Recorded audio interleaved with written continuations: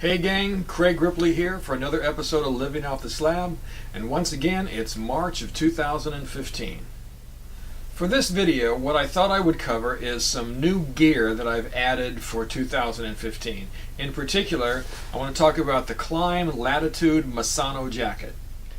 Now before I get into the details on the jacket, let me talk a little bit about why I decided to get this particular product. Because you're probably going to think I'm crazy on the kind of money that I spent for it.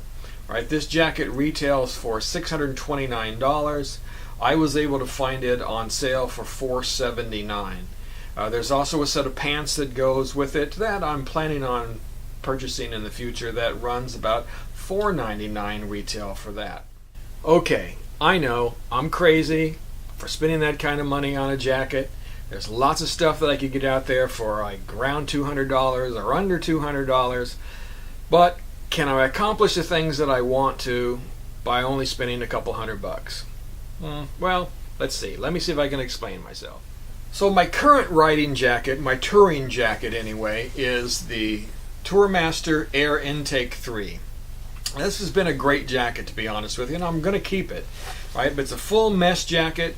For summertime riding, it just lets the air flow right through and it really keeps you cool. However, when you're out touring, right, you not only need to have a jacket that is good for the hot weather, but you need to account for something that is going to be rainproof, right? And you also need to account for colder temperatures that you might run across while you're going on various trains. Good example is when we went up to Nova Scotia, we hit temperatures in the morning that were, in the 40s, and then later on the day it was 80. So we had to have something that was going to accommodate all of those different temperature swings. So in order to do that, a jacket like the Air Intake comes with different linings, right? There's a wind lining that zips in and then also buckles in with these little snaps.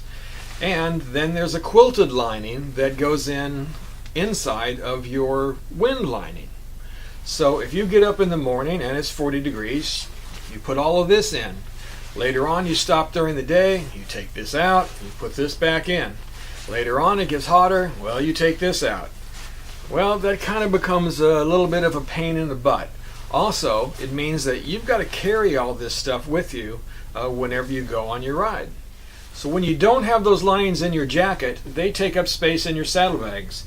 About this much space. This is the liners compacted down as tight as I can get them and pushed into this compression sack. So on top of that, you can't really wear those linings out if you're stopped in a town and you're going out to dinner or something and it's a little bit cool. You need something else that you're going to have to carry with you, like a light sweatshirt or a light jacket or so forth. So you've got something like this, a sweatshirt, that you've got to stuff in your bag as well. And, well, sweatshirts take up quite a bit of space too. On top of those items, you also have to carry some rain gear with you.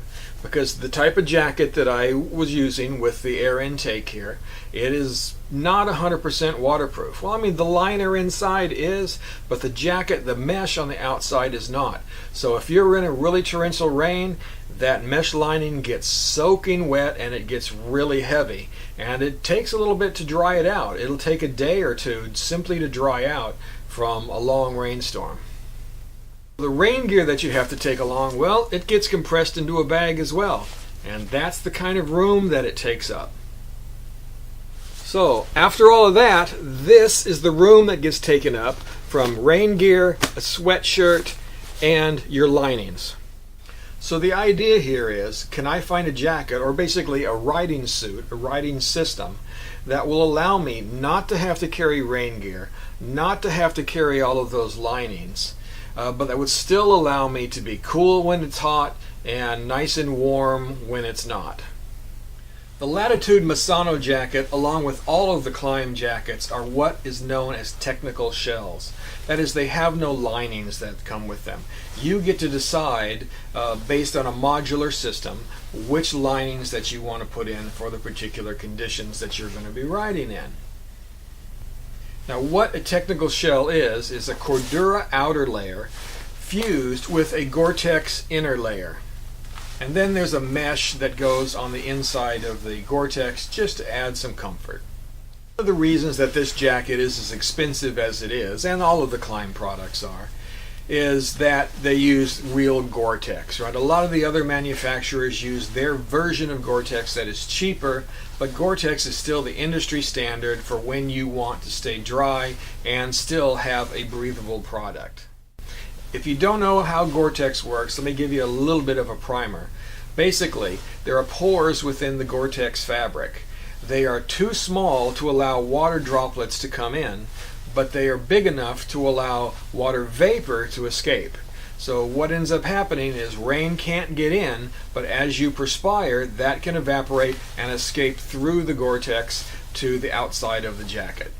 So in the end, what this is going to do for me is I'm going to now have this Klim jacket that I will take with me, and I only need one other piece of clothing or one article of clothing that I have to take along with me that can cover if I'm riding in the cold, but also if I need another layer to walk around at night. And that piece of clothing is the Klim Inferno jacket, right? This is a polyester and spandex product that you wear underneath the jacket that will help keep you warm so that if it's down, if the temperatures get too low. But also, I can just wear this around anywhere that I want. If I'm walking around at night and I need a light jacket to help keep me warm as we're going out to dinner or whatever we're doing in the towns that we stop. So in the end, these 3 bags that I showed you before, well, they go down to just this. Alright, now let's stop and take a closer look at some of the features on the Klim Latitude Misano Jacket. So first let me say that I'm really impressed with the quality of this jacket so far. When I first got it, I went around and I checked all of the seams and checked all the zippers to make sure they worked, and everything seems to be really top-notch quality. They've really done a good job of putting this jacket together. One of my pet peeves is that I often find that things where zippers don't work, but these work very well, and I don't have any bindings or anything in them whatsoever that I have found so far. Also, you notice that you have these big pulls on these zippers. Again, that's another pet peeve, is sometimes zippers are hard to get a hold of and these pulls break and so forth, but these seem to be real high quality, and they're really easy to find. So let's first talk about the outer shell. It's made of 2 types of cordura. The impact areas on the outer arms and then also on the pockets are made of an 840 cordura. That's a heavier grade cordura. And the inner portions of the jacket, the inner portions of the arms and sleeves, they are made of a Misano cordura, which is a much lighter fabric, which gives the jacket a more comfortable kind of broken in feel. The one thing I will say about the sleeves here, though, is that this is a heavy-duty cordura, the 840 cordura out on the end here, and right now when I tighten them up, it's a little stiff, but I'm expecting that will soften up as the jacket wears in. The inner layer of the jacket is, as I said before, the Gore-Tex that is infused with the outer shell, and then also you have this mesh lining, again, that just gives it some comfort and will allow perspiration and so forth to escape out and into the outer layers of the jacket. The jacket also comes with armor. It comes with a back piece as well as armor for the shoulders and for the elbows. All the armor in this jacket is the D30 type armor, and that is, it's kind of a flexible foam here that when it's hit really hard, it stiffens up and it really absorbs the impact well. So it's a little lighter, a little more comfortable than the normal impact armor that you would find in most jackets. So the jacket also comes with, of course, plenty of storage space, given that it's an adventure touring jacket. There are zippered pockets on the inside lining, on both sides of the jacket here. There are 2 little stuff pouches right here with Velcro closures. And also there's a little hidden pocket as well that I guess I'm not supposed to tell you where it is, but I will. It's right down here. There's a small little black zipper, and you can stuff things in there as well. Now, like most touring jackets today, it also comes with a zipper where you can attach the pants to it. They also come with cinches so that you can tighten it up if it's raining right here and here and make the jacket fit exactly like you need it to. So the main zipper of the jacket, of course, has the 2 two-pull system where you can open up that bottom if it gets too hot for you during the day.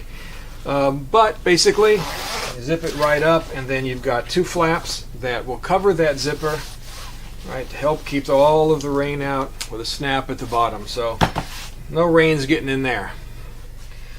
All right, some of the cool things that I appreciate that Klim has thought of is that up at the top you've got a nice little zipper garage here, so that zipper can slide right up in there. And I mean, that's particularly important to guys like me that have chin hairs. All right, some other nice touches that Klim has added is, one, you've got a nice little Velcro strap here that if you have a communication system or you have an iPod and you're listening to some earbuds, you can just use that to help keep them in place.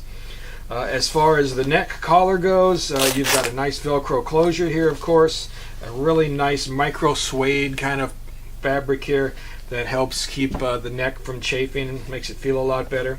As well as you have a cinch down here that you can help to keep the water out for rains.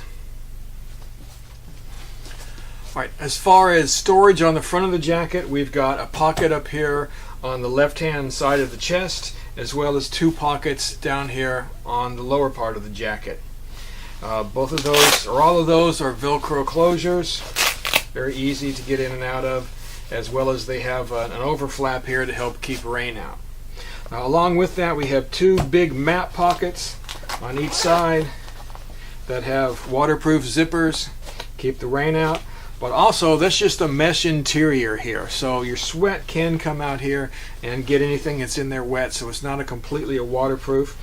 But also, I think that will really help to ventilate air to the chest. So as far as ventilation goes and helping to keep me cool during the summer, well, I won't know if it works until I get out there and try it. But the idea is that we've got two vents, one on each side of the arms here in front. Right, that's again mesh line to help keep debris out. And also there are two pretty good sized armpit vents here. So you can open this up right like that and get a lot of air coming in through the armpits. I think those, along with opening up this pocket in the front, I think will give me a lot of good ventilation. In the back of the jacket, of course, there's one huge exit vent that just kind of runs all the way across the back of the jacket. All right, as you can see, there's quite a lot to this jacket. They put a lot of thought and a lot of engineering into giving you the protection and the features that you really need to go out and do some touring, both on and off-road. So is this worth the price? Well, I don't know. I'll tell you at the end of the season. I'll give you an update as we go along and let you know how it works out. The one problem is that after my wife sees this video, she's going to want one too. Alright folks, thanks for watching, and if you like what you see, please hit that subscribe button, and you can follow us on Facebook, and you can visit the website at www.livingofftheslab.com.